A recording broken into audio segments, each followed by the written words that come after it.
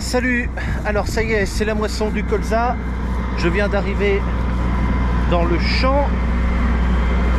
Donc là c'est dételé à l'arrière. Je viens de décrocher là et juste déverrouiller ma coupe. En fait, si tu veux, la coupe elle se pose comme ça dessus et j'ai juste ça à mettre. Et puis le même là-bas pour la verrouiller. Et donc je fais ça, puis elle est déverrouillée, j'ai plus qu'à l'accrocher là. Et donc le champ de colza est là, il fait 6 hectares et demi à peu près.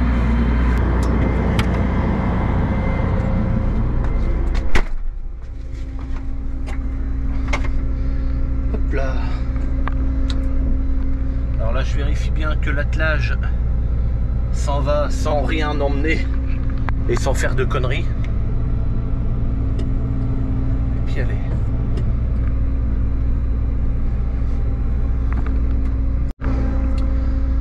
Alors là j'arrive à ma coupe, donc là il faut que je fasse attention, il faut que mon convoyeur soit relevé bien à fond. Bien à fond, c'est pour pouvoir passer au-dessus la roue là, du chariot sans le l'éventrer. C'est l'inconvénient d'avoir un chariot comme ça. Les chariots à 4 roues avec 2 roues à l'arrière et puis 2 roues à l'avant, ben, t'as pas besoin de faire ça. Bon là en fait l'objectif c'est d'arriver à mettre le crochet au bout de mon doigt là du convoyeur dans le petit axe qui est là au bout de mon doigt. Voilà, et c'est hyper facile à faire, j'en ai pour 2 secondes à atteler, tu vas voir. C'est surtout qu'en plus je vois très bien ce que je fais. Alors par contre attends, j'ai qu'une seule main, alors je peux pas être sur le volant et sur la poignée en même temps.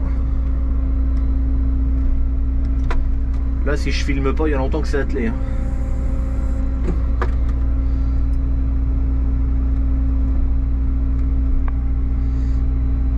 Hop là, ça y est. Et là je lève.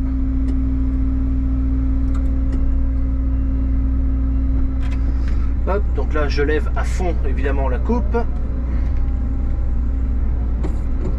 C'est pénible de faire à une main là comme ça. Alors là c'est pareil, ma caméra je l'enlève et je mets celle qui est à l'arrière de la moissonneuse.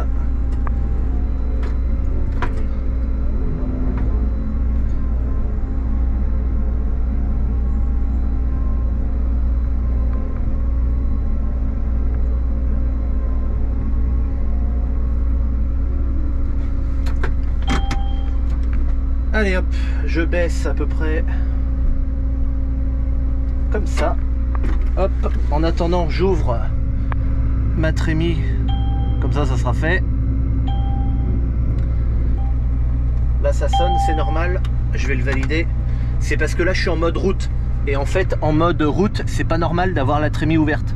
Donc c'est pour ça que j'ai eu une alerte. Mais quand je suis en mode moissonneuse quoi si on veut par là, si j'ouvre après j'ai plus d'alerte. Ah attends, faut que je coupe. Hop là. Faut que je coupe les fonctions électriques et hydrauliques. En fait les fonctions électriques et hydrauliques je pourrais les laisser allumées. Mais c'est que je voudrais pas que ça fasse un arc électrique dans les prises là. Au moment de brancher tu vois. Hop, ça y est. Donc là ça c'était le verrouillage de la coupe. Donc là elle est verrouillée. Il y a ici et il y a une tringlerie qui va de l'autre côté en fait pour verrouiller dans l'autre sens. Deuxième chose, la prise de la prise de force à une main encore hein.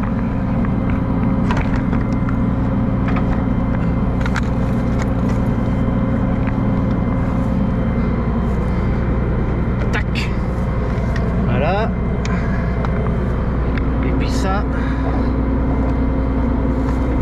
Je le dévisse et je viens de foutre là-dedans. Non mais pour filmer avec le genou, avec oh là là. Et donc ça là ça y est c'est verrouillé. Ça je le pose par dessus comme ça. Et puis ça je viens de le mettre là. Voilà. Bon ça y est, la coupe est attelée. Il n'y a plus qu'à moissonner à fond les gamelles. Non, j'ai fait me casser la figure.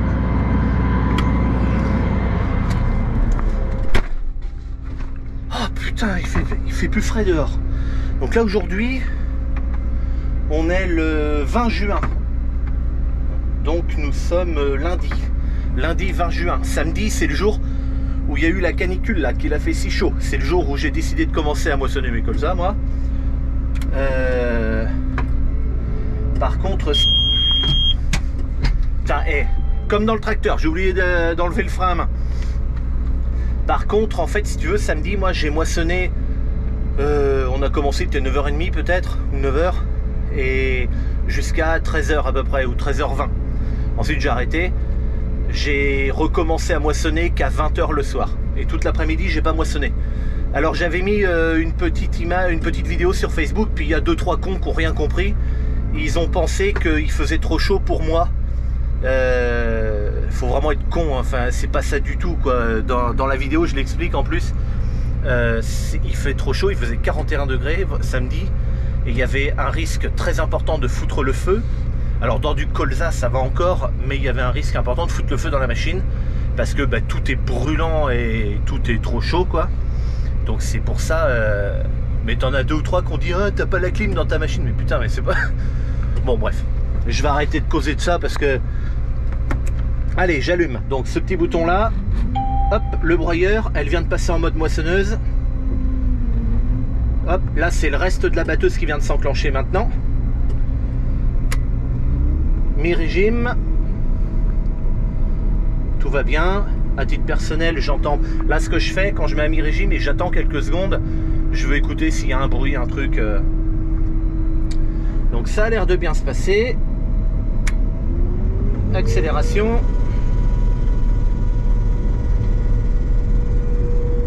Ok, j'entends rien. Pas d'alerte, rien du tout. Maintenant que je suis accéléré, j'enclenche la coupe. Alors oui, j'anticipe certains commentaires. Oui, la coupe, je peux l'engager quand la machine est accélérée à fond. C'est un démarrage progressif. Donc c'est fait pour. Et allez, c'est parti. Donc là, je vais commencer ma bordure de route. Ça tombe bien puisque c'est mon côté droit qui va être côté haie et côté arbre là-bas, plus loin. Je mets jamais le côté gauche, côté des arbres. Pourquoi? Parce que le côté gauche, tu as tous les mécanismes, les poulies, les courroies, les machins. Alors que de ce côté-là, il n'y a rien. Donc en fait, ce côté-là non seulement est moins large, puisque tous les mécanismes sont de l'autre côté, et puis surtout, si jamais il y avait une souche que j'avais pas vue, ou un truc, ou un bout de bois, ou un machin, ben là, au pire, je vais casser mon côté en plastique, peut-être, mais je serai pas arrêté de moissonner, quoi. Alors c'est chiant, je vais peut-être casser un truc, mais ça va pas m'arrêter, quoi. Donc voilà, c'est pour ça que c'est toujours le côté droit, le côté palisse. C'est lui qui risque. Allez, c'est parti. Je sais pas si je vais trop filmer maintenant là parce que je voudrais bien avoir mes 2 mains pour faire la haie. Donc je vais couper et je te reprends juste après. Bon ok, j'ai déjà fait un aller-retour. Là je suis dans mon passage de traitement ici, là, toi il y en a un autre qui repart par là. Depuis que j'ai mon pulvérisateur Amazon qui est beaucoup plus haut et surtout qui est tôlé dessous pour protéger les cultures, il y a vraiment des endroits où le passage de traitement on le voit quasiment pas et les colzas sont presque à la même hauteur que les autres. Et dans la première parcelle que j'ai moissonnée, à un moment je ne savais plus du tout où étaient les passages de traitement. Ils avaient disparu en fait. Donc c'est bien, tant mieux, parce que je me souviens qu'avec mon ancien pulvé qui était plus bas, ben, les passages de traitement on les était plus marqués. Et j'avais une technique à ce moment-là, c'était de faire pencher ma coupe pour limiter l'entrée de fourrage dans la machine. Mais là, j'ai pas eu besoin de le faire. Donc ça, c'est vraiment cool. Bon, c'est la dernière parcelle, hein. Il reste 6 hectares et demi à peu près ici. J'avais 4 parcelles de colza en tout cette année, pour un total de 38 hectares. Une fois 26, une fois 1,8 et puis 4,5 puis 6,5 quoi, quelque chose près en arrondissant quoi. Donc voilà, là c'est la dernière parcelle. Mon colza est destiné à l'huile alimentaire, à faire de l'huile alimentaire. À l'huilerie, le colza il sert aussi dans la cosmétique, donc les maquillages, enfin les trucs comme ça, les crèmes et tout. On fait aussi de l'huile pour la biscuiterie, donc là après il faut faire de l'huile qui est décolorée Donc ça veut dire qu'elle est presque, pas transparente, mais très transparente, toujours en tout cas, beaucoup, et désodorisée, donc qui n'a pas de goût. Et donc en fait, parce que pour les gâteaux et les biscuits et tout ça, si l'huile elle a du goût et elle a une couleur importante, ça va pas aller quoi, parce que les gâteaux ils n'auront pas le goût qu'il faut quoi. Donc là il faut la décolorer et la désodoriser, c'est comme ça que ça s'appelle. Ça part aussi en biocarburant. Alors normalement pas mon colza, puisque moi j'ai le contrat huile alimentaire, mais les autres colza après partent en biocarburant. Et puis quoi d'autre, on a notre propre marque aussi hein, chez COC, ça s'appelle le COC 100 et c'est vendu dans des entreprises de transport. Par chez moi par exemple, ils ont une cuve et les camions roulent à ça. C'est notre propre marque de biocarburant, c'est un peu une fierté aussi.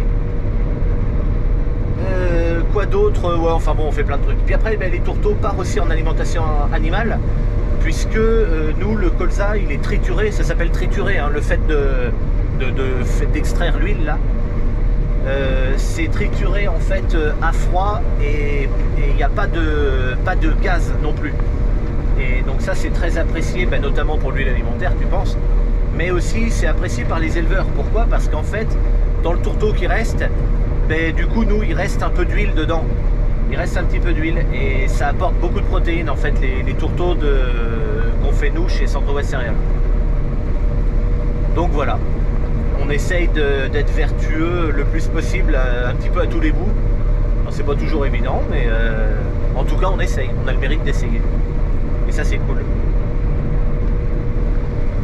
Donc pour ma part, je fais comme variété de colza du Agropole. C'est ce que je fais partout, sauf cette parcelle qui n'en est pas. Cette parcelle là c'est du Granos. Alors c'est une variété que j'essaie cette année, donc on verra bien ce que ça va donner. Toujours est-il que l'Agropole, j'en referai encore l'année prochaine parce que c'est vraiment un super colza. En tout cas pour chez moi, hein, dans mes terres, avec mon climat et tout, hein. On soit bien d'accord là-dessus. Mais pour chez moi c'est un super colza, moi je l'aime beaucoup, j'ai jamais été déçu du Agropole. Donc je vais continuer, hein. Tant que je gagne, je joue, c'est comme ça qu'on dit. Et puis voilà, là j'ai mon Titi Albert qui est là et qui surveille, il fait coucou, regarde, il est content, il fait un sourire. Là il y a papa qui vient d'arriver avec le 2 de c'est la Fontan. Oh, pour les... Faut que je te dise un truc. Pour la moisson de blé, je ne vais pas utiliser la benne Fontan. Je vais utiliser une autre benne. Alors je vais pas te dire ce que c'est, mais c'est une remorque c'est une benne de couleur rouge à 3 essieux. Voilà, c'est tout ce que je te dis. J'ai pas pu l'avoir pour les colza parce que en fait c'était le délai était trop ric-rac, mais ça fait rien. Et je vais l'avoir pour le blé. Alors attention, c'est un prêt, hein, donc on me la prête pour les blés et après je la redonne. Exactement comme le décompacteur que je vais avoir aussi. C'est un prêt pour là préparer plusieurs parcelles et puis après je leur donne, c'est normal. Dans la mesure où c'est un prêt, c'est normal que je leur donne. Mais voilà, c'est l'info que je voulais donner. Elle est rouge, elle a 3 essieux. J'en dis pas plus, c'est pas un secret, mais voilà, j'ai envie de faire chier en disant pas tout.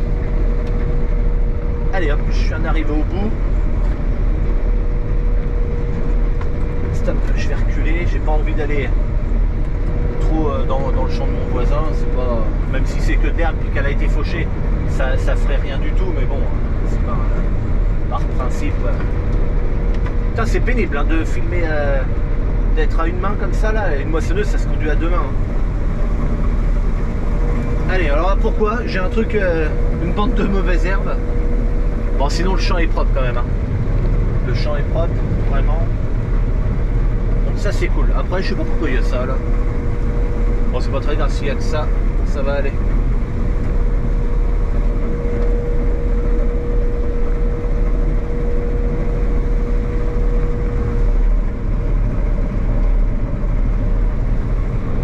Là je roule environ à 4 km/h, alors j'y suis pas là, je suis à 3,5, mais normalement je bats à 4 à l'heure. Et puis voilà, ça se passe bien. Pour les rendements, j'en sais rien. C'est pas la peine de me les demander, je les connais pas. En fait, si tu veux, les rendements, je m'en fous un peu pendant que je moissonne parce que, à vrai dire,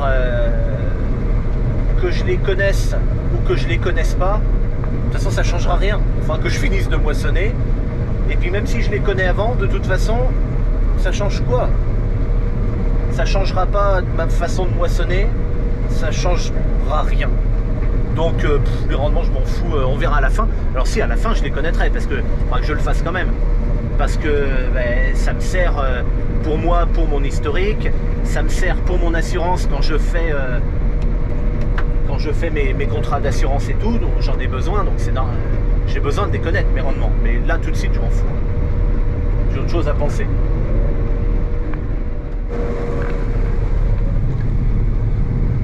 Bon, ça se remplit.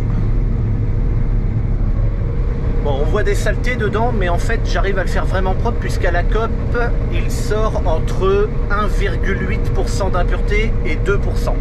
Donc franchement, ça va. La qualité de grain est bonne, puisque j'ai une bonification à chaque remorque. C'est-à-dire qu'en fait, si tu veux, je livre ma remorque, elle fait un certain poids. Je vais dire n'importe quoi. Admettons, ma remorque, elle fait 10 tonnes, pour prendre un chiffre rond. Je pèse, machin, j'ai 10 tonnes de grain. Mais comme la qualité du grain, elle est bien, je serai payé. Donc c'est ce qui fait la différence entre le poids net et le poids aux normes. Le poids net, c'est le poids que j'avais en frais dans ma remorque. Et le poids aux normes, c'est le poids qui me sera payé. Et donc je peux avoir un poids net de 10 tonnes, ce qu'il y avait réellement dans ma remorque, et un poids aux normes, par exemple, de 10 tonnes 200. Donc voilà, la qualité de grain était bonne, donc j'ai 200 kg qui me sont donnés comme ça. Et donc là, pour l'instant, toutes les remorques qu'on a livrées, j'ai eu une bonification à chaque remorque. Donc ça c'est cool, parce que c'est ma fierté personnelle aussi de me dire que finalement j'ai bien travaillé dans mon colza. Alors le rendement, c'est le rendement, est-ce qu'il est bon, est-ce qu'il est moins bon, j'en sais rien, mais en tout cas, il y a de la qualité. Et pour faire de l'huile alimentaire, moi je recherche la qualité surtout, forcément. Forcément. Alors le colza granos là, comme je suis en train de faire, pour comparer un petit peu avec l'agropole, il a l'air d'être moins haut sur pied. Plus court quoi. L'agropole est un peu plus haut. Mais après c'est vrai que j'ai tendance à dire moi que j'aime pas trop les colzas qui sont trop hauts parce que c'est chiant à moissonner.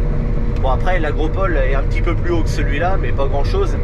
Et l'agropole ne fait pas partie des colzas que je trouve chiant à moissonner.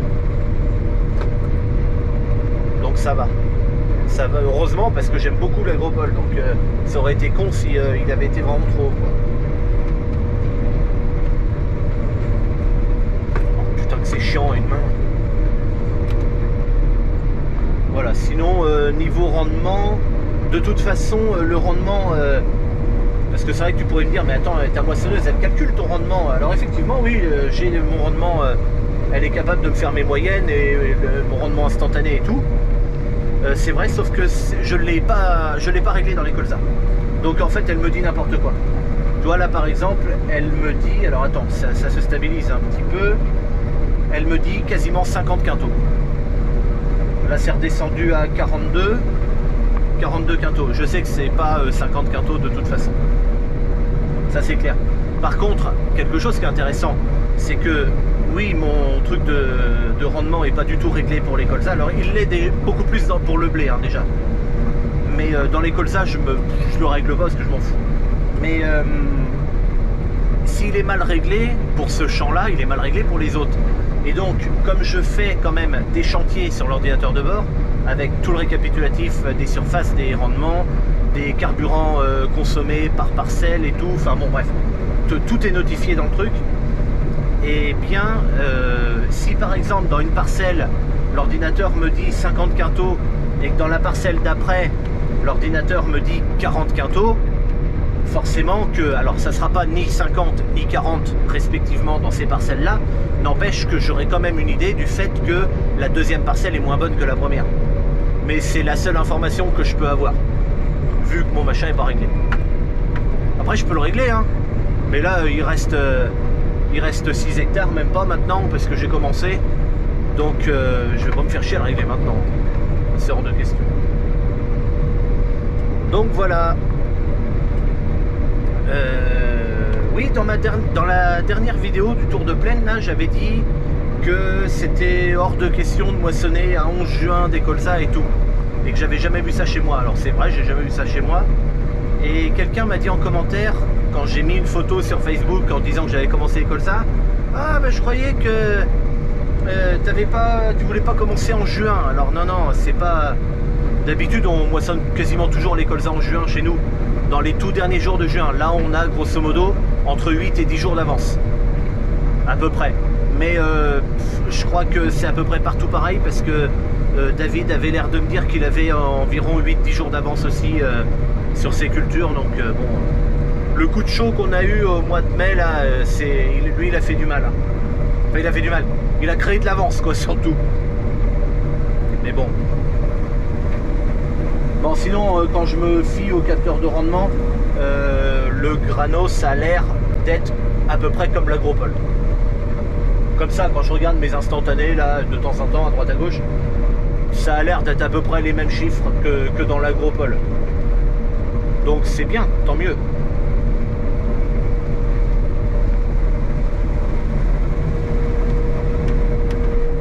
Donc avec ma caméra, je surveille mon broyeur, tu vois, si le broyeur marche bien. La paille de colza est broyée parce que moi j'ai rien à en faire de cette paille, et puis tout ce qui est broyé c'est restitué à la parcelle sous forme après de matière organique quand ça va pourrir, donc c'est très bien. Et pour info, mes couteaux de broyeur sont réglés sur non agressif. Alors non agressif, pourquoi? Parce que la paille de colza c'est tellement fragile que même à l'agressivité minimum du broyeur, c'est tout broyé en tout petits morceaux. Donc c'est très bien, puisque en mettant mon broyeur comme ça, ça donne moins de tir, moins de résistance, tu vois, au moteur. Donc je consomme un peu moins de carburant, etc.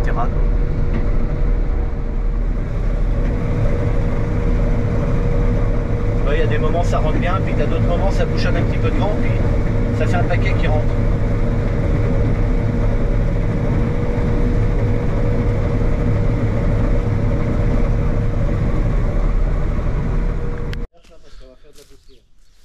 Bon, hier, plus de batterie sur la caméra, donc c'est dommage. Donc on a terminé. Il a plu 5 mm cette nuit. Ah, papa commence à souffler la moissonneuse. Donc là, ce qu'on va faire en fait, c'est la repasser en blé. Alors moi j'ai commencé au niveau de l'ordinateur de bord, je l'ai passé en blé. Ici c'est la tôle d'orientation des vents, il faut la remettre sur la position blé. Donc en fait c'est le... Oh putain, il y a de la graisse. En fait tu as les ventilateurs là pour souffler, la soufflerie. Et donc ça c'est juste pour modifier l'endroit. Oh bah couillon, où que ça va aller. Il en fait de la poussière là. Et aussi en haut, je vais y aller vite fait. Ici là. Là on va le remettre vers l'arrière. En fait en haut il y a un espèce de tambour avec des doigts. Et c'est en haut de la machine, c'est pour le flux de paille qui va passer sur les secoueurs. Et en fait là on va remettre sur les colzas, on l'enlève, mais sur le blé on va remettre les doigts pour qu'en fait c'est juste pour que ça brasse la paille. Comme ça, si jamais il y a des grains de blé qui sont restés un peu là, ils peuvent passer à travers les secoueurs et revenir sur les tables de secouage et de séparation pour aller après à la trémie. Voilà, c'est les deux seuls trucs qu'on a à faire pour la repasser en blé. Alors ensuite ici, on a ouvert là, parce qu'on va modifier un tout petit peu le réglage. Tu y arrives ou pas? Mais si. Alors attends, là je pousse sûrement. Vas-y, pousse pour voir. C'est bon, faut que je pousse. Ok, bah à mon avis, il faut que tu fasses jouer à droite à gauche. Voilà. Donc ça, en fait, ça va modifier, tu vois, l'orientation des déflecteurs là. Mais attends, et alors, en fait, ce qui se passe, c'est qu'hier, pendant que même pendant tout le temps que j'ai battu les colzas, j'avais vraiment l'impression, que ça allait pas assez loin. Donc autant l'éparpilleur, lui il fait la largeur de la coupe, autant le broyeur là, il allait pas suffisamment loin, ça recouvrait à peine la largeur de coupe. Donc en fait on va juste, papa du coup en train de le faire, juste orienter un petit peu différemment les déflecteurs pour que ça aille plus loin sur les côtés. Voilà, après on changera jamais ce réglage parce que nous on utilise toujours la même coupe. Donc bon, de toute façon il n'y avait pas besoin de faire énorme non plus. Laisse comme ça papa, puis on verra. Et puis s'il faut mettre un peu plus, ben, on mettra un peu plus et puis c'est tout. Hein. Tu laisses comme ça? Ouais. Ok. Et puis s'il faut pousser, on poussera un peu. Hein. Ouais. Donc là on a fait aller les ailettes plus vers l'extérieur comme ça. Et donc là, pendant que papa va souffler la moissonneuse, moi faut que j'aille au garage récupérer. Alors tu vois, voilà la poulie au bout de mon doigt là, ici. Ça c'est la poulie de sortie moteur. Au bout de cette poulie, il y a en fait un boîtier avec de l'huile dedans. Donc ça on va la vidanger. Alors c'est facile à faire hein, parce que on a nos 3 sorties là. Donc on va vidanger la sortie moteur et on va vidanger le moteur. Le moteur c'est celui du milieu là. Et on va vidanger les deux. En fait, avant de faire la vidange moteur, je moissonne toujours un petit peu avant que ça rebrasse l'huile et tout. Et puis après la sortie moteur là. Et donc je vais chercher l'huile, il m'en faut 4 litres à peu près. Et ensuite la courroie, donc là la coupe est encore en colza, on va le faire tout à l'heure, ça a tout démonté. À l'intérieur il y a une grande courroie, mais quand je fais du blé, vu que la coupe est bien plus reculée, on change la courroie, on en met une plus petite. Parce que bon, le tendeur il n'est pas suffisamment non plus extensible pour avoir une très grande courroie. Et je vais changer la courroie à blé. Et donc je vais changer la courroie à céréales parce que, hop, je te fais voir, voilà, elle est coupée là. Alors elle est coupée, mais bon, elle marche encore un peu quand même. Je vais refermer ça parce que si papa veut bouger le truc.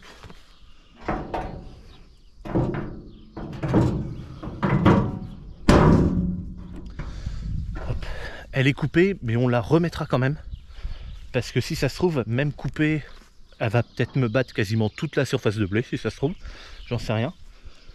Donc je vais la remettre, et s'il y a coupe, eh ben, on prend celle-là, on prend la neuve, on la met, puis on continue. On va l'user jusqu'au bout, cette courroie. Allez, de toute façon, pour souffler, il n'y a besoin que d'être une seule personne. Normalement, en fait, ce qu'on fait le matin, c'est que papa souffle. Moi, je vais livrer les remorques qu'on a battues la veille au soir. Mais là, ce matin, je peux pas aller livrer la remorque, il m'en reste une à livrer. Et je peux pas aller la livrer parce qu'il y a eu de l'orage hier soir et le pont bascule, il est bloqué à 25 tonnes. On peut pas peser plus. Et je sais pas si mon tracteur va faire un peu plus ou un peu moins avec la remorque. Donc, l'opérateur du CIO m'appellera et puis voilà. Et puis c'est tout. Là, on est mardi matin. On va pas moissonner de la semaine du blé. Hein. On est le 21 juin là. Aujourd'hui, maintenant. On moissonnera plus tard le blé. Quand il sera mûr, là il manque encore un peu. Allez, et ben moi je te dis à bientôt pour une prochaine. Salut.